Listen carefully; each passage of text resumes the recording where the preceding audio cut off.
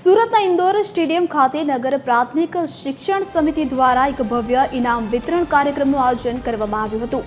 આ પ્રસંગે કેન્દ્રીય જળશક્તિ મંત્રી સી.આર. પાટીલે વિશેષ હાજરી આપી હતી તો વિદ્યાર્થીઓનો ઉત્સાહ વધાર્યો હતો। કાર્યક્રમ દરમિયાન વિવિધ શાળાઓના તેજસ્વી વિદ્યાર્થીઓએ પણ રમતગમત અને ખેલકૂદના ક્ષેત્રે મેળવેલી સિદ્ધિઓ બદલ મંત્રીશ્રીને હસ્તે ટ્રોફી એનાયત કરવામાં આવી હતી। આ તકે તેમણે શિક્ષણની સાથે રમતગમતના મહત્વ પર પણ ભાર મૂકી વિજેતાઓને ઉજ્જવળ ભવિષ્ય માટે પ્રોત્સાહિત કર્યા હતા।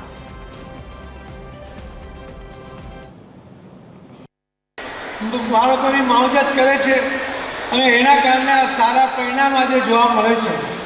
આજે 20,000 બાળકોએ રમોત્સવમાં ભાગ લીધો, એમાંથી 1,000 બાળકો ઇનામ પ્રાપ્ત કર્યા છે। પરંતુ આજે વાલીઓ અકળેઠઠ ભીડ જમાવીને બેઠા છે। એમને પોતાના બાળકોની પ્રગતિ જોવી છે, એમને કઈ રીતે બાળકો આગળ વધી રહે છે જોવું છે।